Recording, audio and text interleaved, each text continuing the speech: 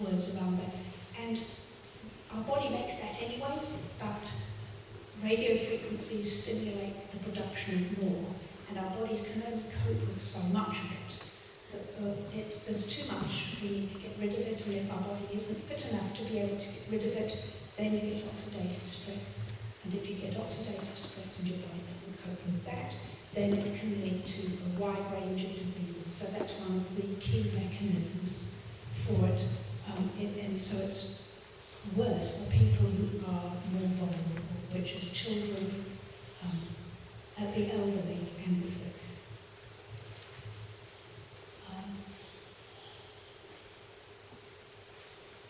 Sperm and egg damage I mentioned, and DNA breaks, both single and double strand.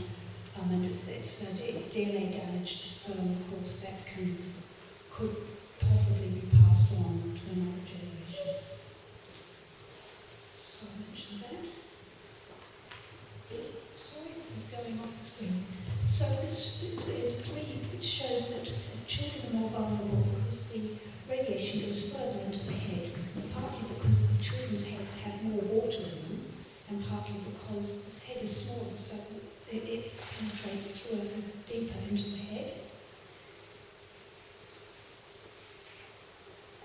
Then myelin. The myelin is the sheathing that goes around our nerves, and it helps our nervous system to work quickly by allowing the signal to go very rapidly along the nerve.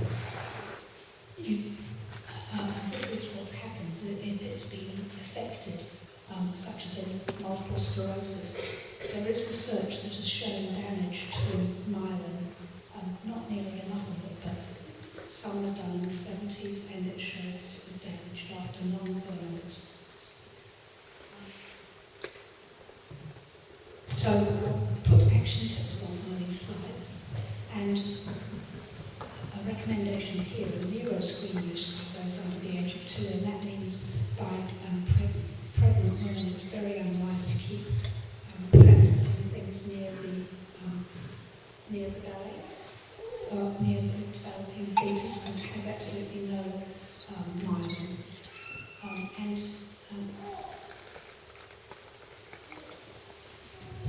There's a bit of about half a myelin by the time the baby is about 1, I think it is, but it takes till about 25 or so before it's finished developing. Stem cell research. Stem cells are wonderful, amazing cells. These are the ones that develop into all the other cells in the body. They're just really remarkable cells. Research showed that those stem cells that were exposed to 900 megahertz, which is one of the signals we have, didn't react as well as, say, lymphocytes. Lymphocytes were able to repair themselves after the damage finished, but after the exposure finished, but the stem cells were not able to repair themselves after the exposure finished. So that's one of the reasons children, growing people are more vulnerable, is because they've got an awful lot of stem cells, there's more growth. Particularly, if you've got it in your pocket, this is the growth plate, top of the femur, so that the leg femur is exposed quite a lot and also stem cells here, of course, as well as here for children. So no phones in pockets unless turned off. These are my recommendations. They're not, you must, I'm trying to provide information for you so you can choose what you want to follow and what you don't, but by having information you're in a position to choose. So it sounds bossy, but this is really just me saying this is what I recommend, and you get to choose obviously whether you want to do it or not. It's nice to be in a position to be able to choose. And no device use against the abdomen or legs, as that proximity, as you heard with my phone, the signal gets much, much stronger very rapidly as you get close to the transmitter. So many stem cells, more potential than injury. The there's many studies that have showed increased inflammation. These are just some of the parts that have been found that there's increased inflammation from exposure. Some of that can lead to oxidative stress. Headaches is an important one. A lot of people have reported headaches from phone use. And when I was doing my study with year 7 and 8 students for my PhD, many of them said that they had headaches, and those that were woken up at night had a far more likelihood of having headaches and being tired during the day. Tired's not surprising, but headaches is an interesting one. So these are some suggestions. To use a speakerphone, to use a wired landline, or just text instead of using a phone. Or don't put it against your head, because there's much higher exposure.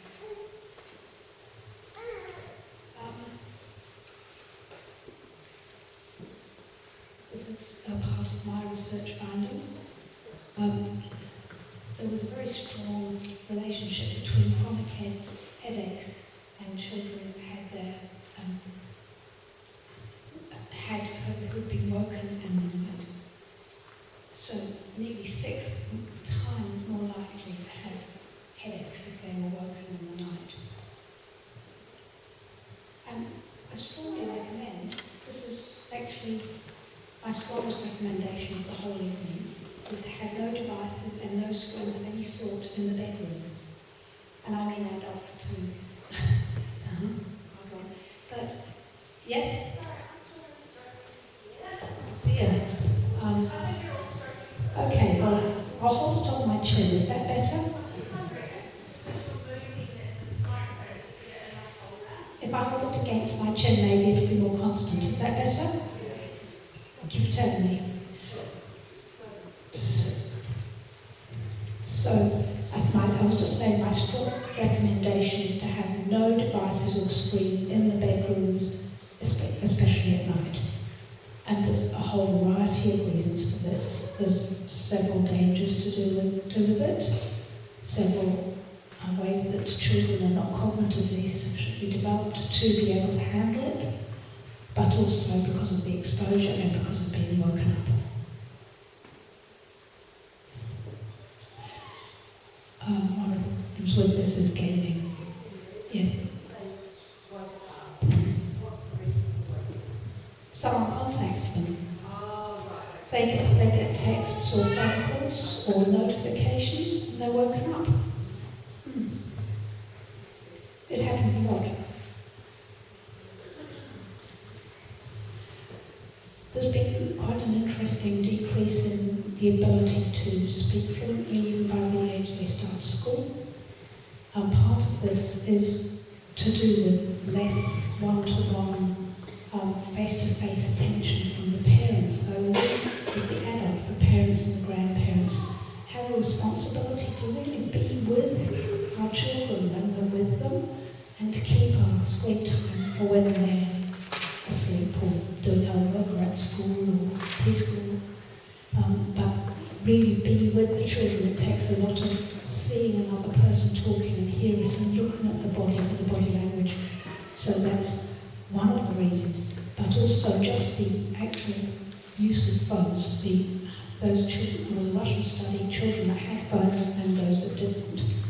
And the radio frequencies were also affecting their ability to speak properly.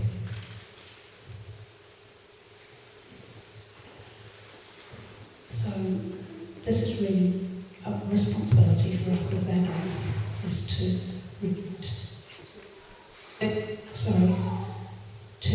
limit our own screen time. It's back again. Effects of screen use at night. The light from the screen can turn off our melatonin. So a normal day-night sleep cycle is that our body produces melatonin from about an hour before we go to bed that makes us sleepy, helps us to get a good night's sleep. But exposure to blue light actually turns off the melatonin and it may not come on again until the next night. So if you're using your phone or your screen or whatever until nearly bedtime, you're less likely to be able to get to sleep quickly. There's good research that has shown it takes longer to get into sleep. People do get sleep, but on average, but it takes longer, so there's less good quality sleep.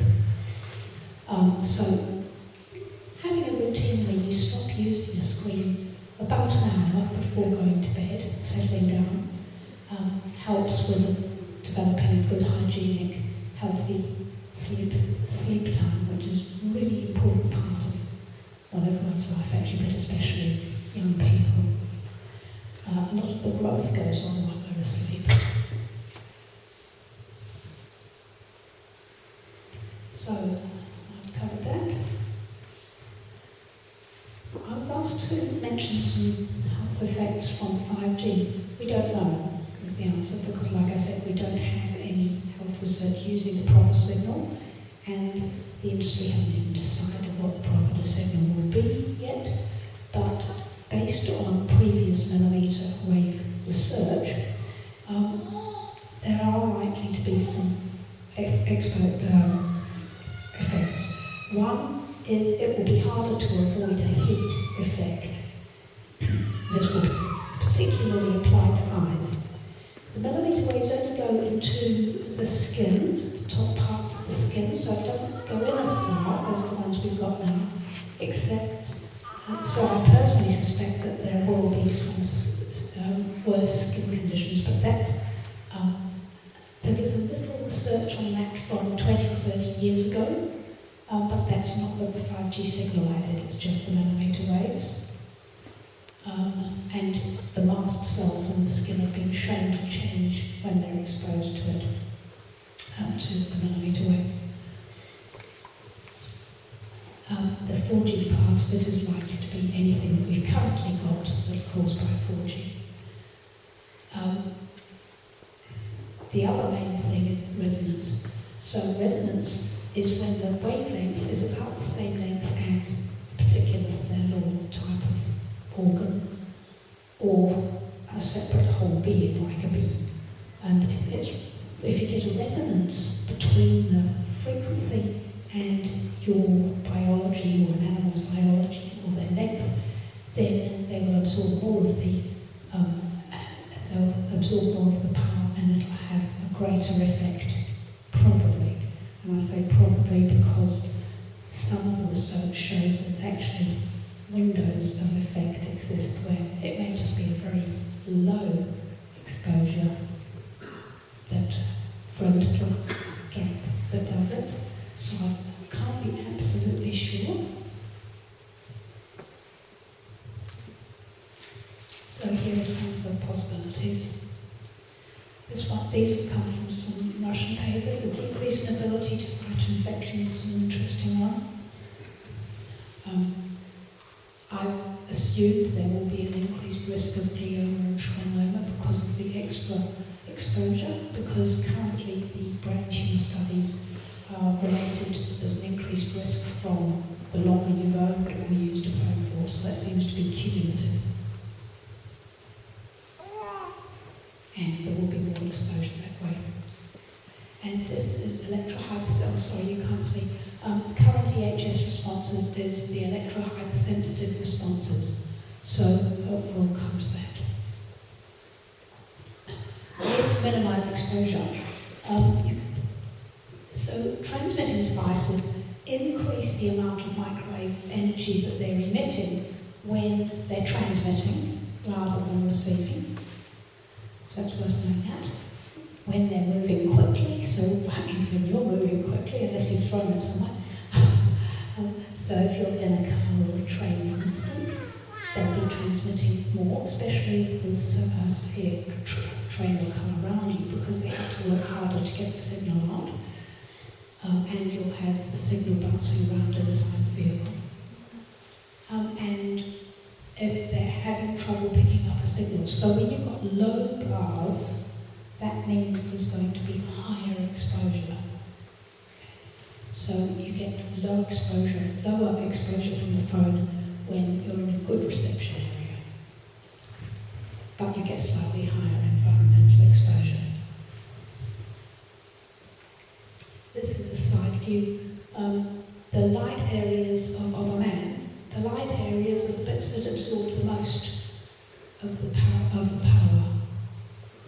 So we've got the brain, the nasal cavity, the tongue and throat, slightly higher down the front of the chest and in the genital area, and possibly the prostate area, hard to tell. Here's some tips for schools for reducing pulse microwave exposure in classrooms. This very beautiful gadget on the left has been rigged up by the school electrician, and it's to allow the teacher to turn off the Wi-Fi in their classroom. So if you've got routers in each classroom, that school, for health reasons, chose to put in switches in every classroom so the teacher can turn it off when they don't want the student to be using the internet. If that is your reason, you also have to get the children to turn off or put the phone, their BYOD into flight mode, because that stops it transmitting.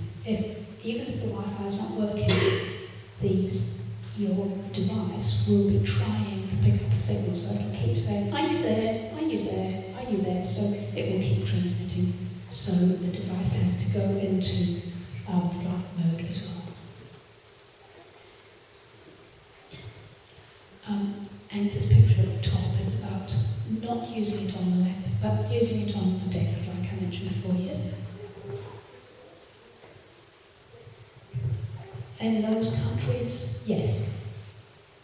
They ban Wi-Fi in preschools in those countries.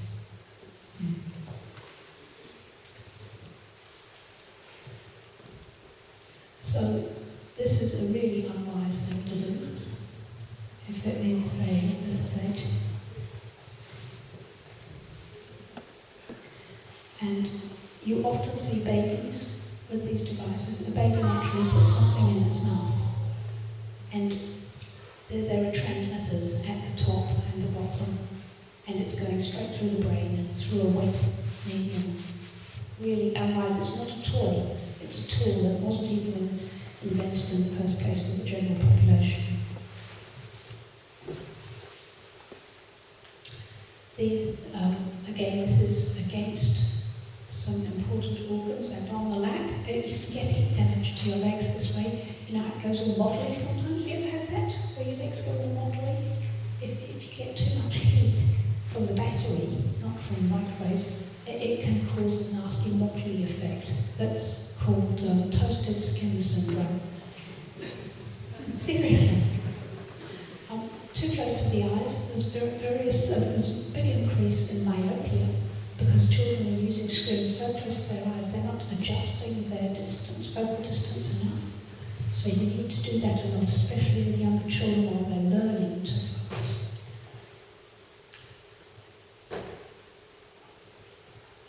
Now, let me just see how we're going, because this is sort of a new section.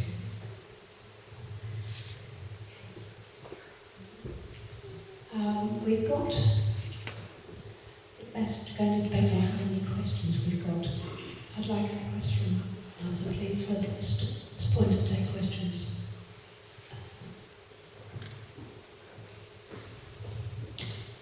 Would you like to stop for questions now, or shall we do more about the mental well-being?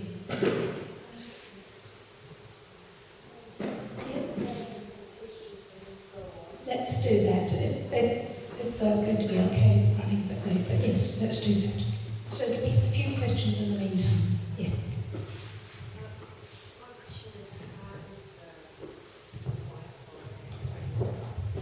My question is, how is the Wi-Fi and smart meters and 5G, how does that interact with the metals already in the body, for example, from vaccines and other foods where you have metals in the body? Metals from vaccines and food. There have been some tests done as how does it interact with metals on the body. There have been some research done with like earrings and stuff, or metal glasses frames, and it does increase the exposure a bit.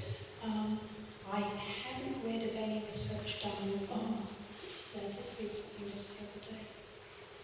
There is co-interactions between some frequencies and some metals, but I'm sorry, I can't remember the detail. But there are co-effects also with certain chemicals. Yes? Hi, Dr. Redmayne. Thanks very much. The practicalities of using a smartphone with the speaker on to prevent because of the damage effect having it close to your ear Yes. is sometimes a little difficult. It's good to have texting, but what other options might be there for us? Answer it.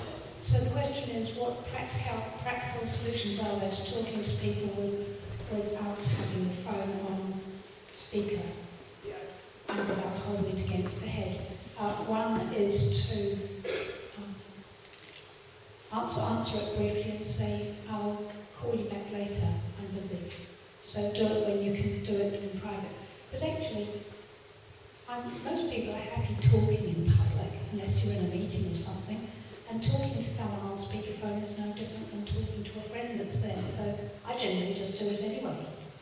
Can buy a handset.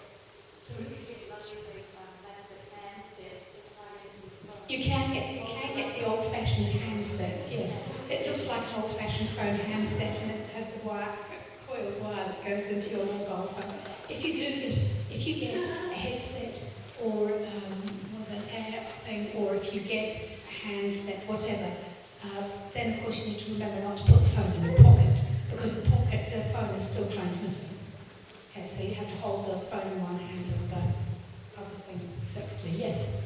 Can you explain a bit more about the health department, like New Zealand Health Department or Australian Health Department, what they're actually doing, what their position is? And don't they have like a broader obligation to be protecting public health?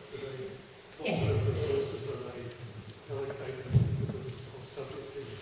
I'm glad you asked. So what is the health department doing about it, and don't they have an obligation? Yes. The New Zealand has something called the Interagency Committee, it's got another name, that is made up mostly of government personnel and industry, and one or two researchers who are not mostly doing research in this area, who meet, I think, twice a year and write a report for the Minister of Health, normally in the form of a personal note. They've only done 2 proper reports in something like 12 years.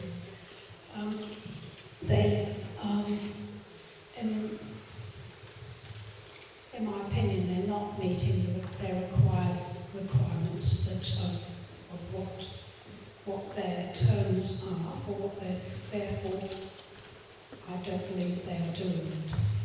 For instance, when the IARC said that radio frequencies were to be carcinogen, they took, I think it was 3 years before they told the Minister of Health.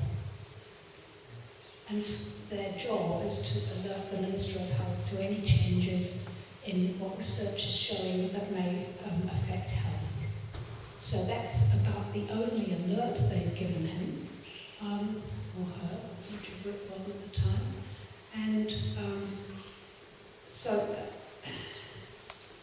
basically, as I said, they've adopted the standard based on the ICNIRP guidelines, which is a sort of independent group of scientists, a lot of physicists, who decided some years ago from research from the 70s and 80s that there was only a heating effect, because that was the only one that they could understand the mechanism for, so they weren't going to include the other things, although some of the other research was already showing effects. So it's to do with the definition of health that they use, and New Zealand has adopted that.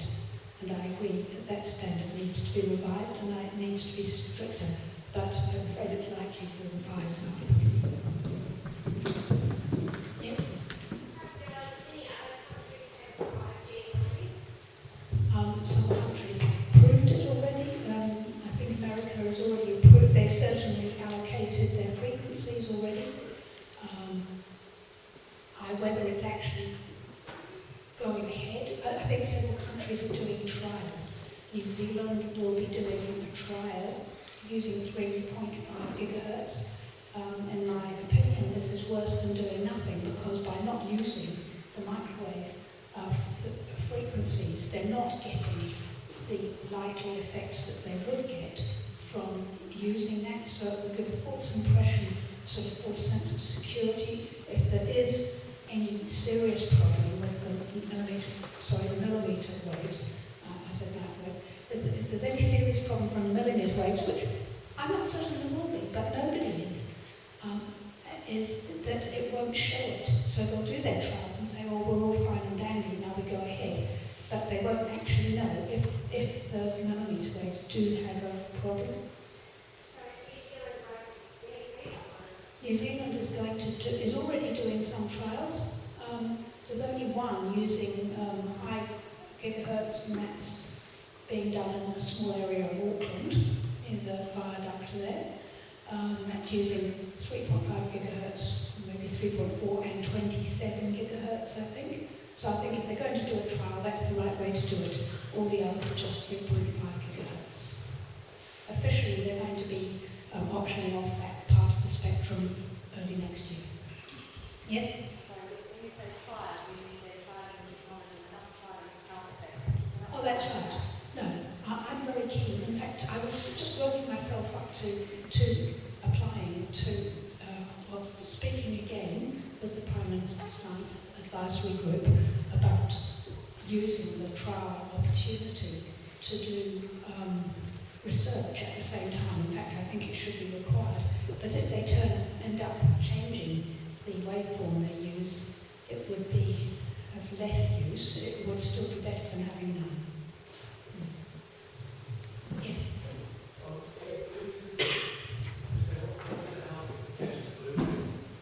Health implications of Bluetooth.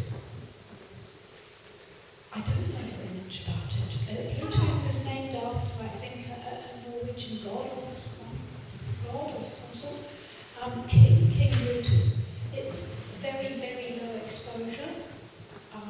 And I have had one person, a scientist, sorry, I forgot about this, a scientist from Australia somewhere contacted me to say that he'd been getting headaches on and off for years, and he's finally tracked it down to headphones. He kept getting new sets of headphones because he bought a set of headphones and he got headaches.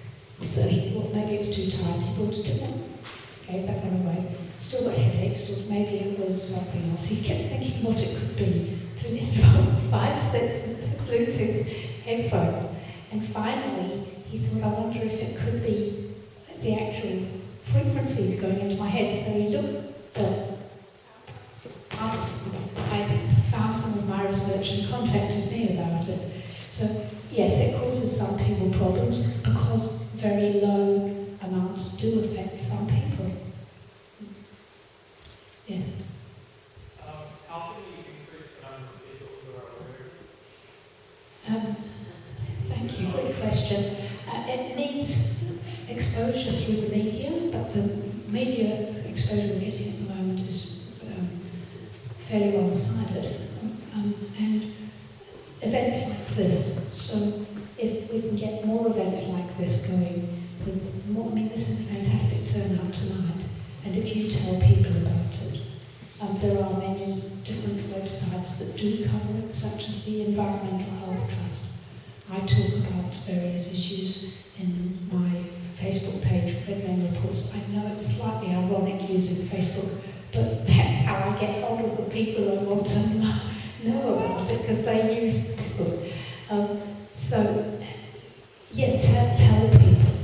I'd recommend that they follow one of the more reliable sites that keeps people updated.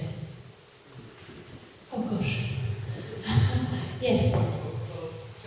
Yes, I will say, to answer that question, the book that I showed you, I've been working since the day of the massacres, March 15th. It took me 3 months to edit a book that had come originally from Germany, and then in England, and I've made a New Zealand edition of it, and I welcome people to take little pamphlets about it, and that's because growing up healthy in a world of digital media, and there's a guide for parents and caregivers of children and adolescents, and some of the research is shown there. So that there are a selection of different books, and thank you for telling us about I'd love to those. have permission of, I'd love to have people writing their contacts down, because I'm looking for people to do just what you're saying, to try and get it into many schools and libraries. Yes, I actually strongly believe that the schools should be teaching their students about about this information so that they can make informed choices too.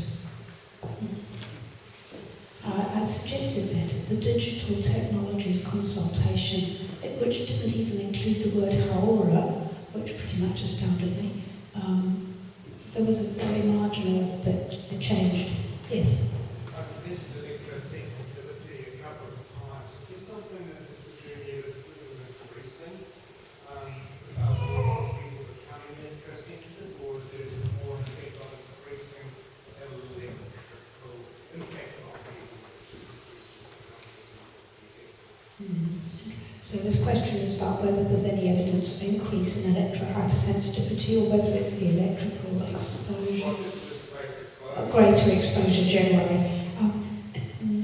I'm not aware of increasing percentage. There is a greater exposure.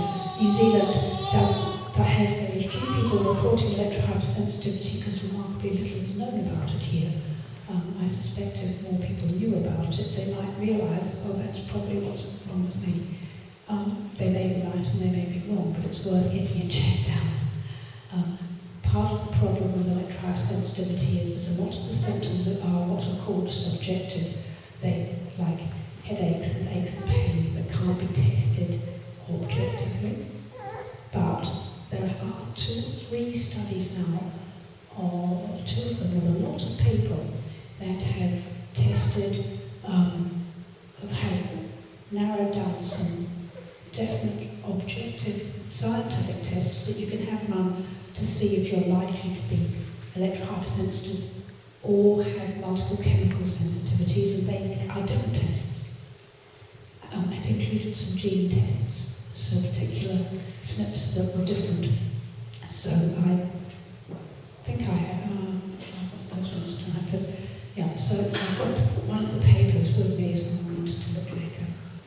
Shall we, technically we're finishing in 10 minutes, and I'd quite like to just go through some of those other slides. Okay?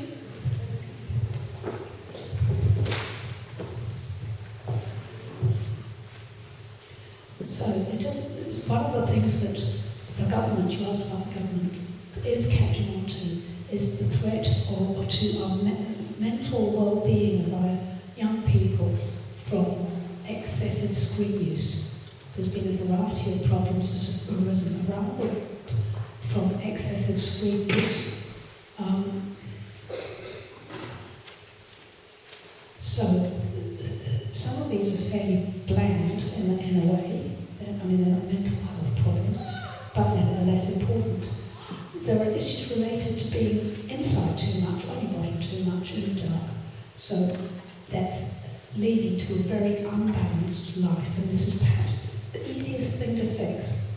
If children and adults have a balanced lifestyle where you're spending some time sitting down working, sometimes walk, sometimes outside, especially young people, at least an hour a day, vigorous exercise is recommended, sometime just walking around or being outside, playing, interacting face-to-face with friends, playing games or whatever, talk, as well as school and maybe a club or activity, then there isn't actually very much time there for using screen for social networking or gaming or whatever, and it's not a problem with having a bit of it, but it's a matter of how much.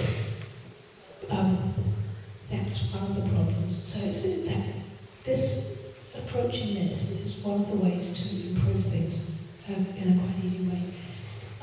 There's a very, very rapidly increasing level of myopia. So in Asia now, some Asian countries have 90% of students with short-sightedness by the time they leave university. And it's thought to be two things. One, using screens very close, so this lack of changing focal distance. And the second thing is because they're not getting outside into the sunshine, and the lack of vitamin D is bad for eyesight. And then, this cartoon, this amused me. Is that working out? Yeah. So there was a variety of postural and spinal issues, and problems with the neck, the shoulder, the muscles, and even one study which showed an extension of a little spur of bone at the back of the head, about this long. Apparently, elderly people whose bones are getting frail and have very poor posture tend to grow a shorter one there. But it's a sign of really bad posture. And the study they found that the younger people in it had these things worse than the older people. And it was pure conjecture, but they suggested maybe it was related to a lot of screen use down here. Not proven. It's just a guesswork, but it's an interesting finding. And good posture's a good plan. Screen addiction, and these are the ones that are just really serious. Screen addiction and increased bullying, increased social withdrawal, and increased excessive gaming. Some of those are particularly related to use at bedtime or after bedtime.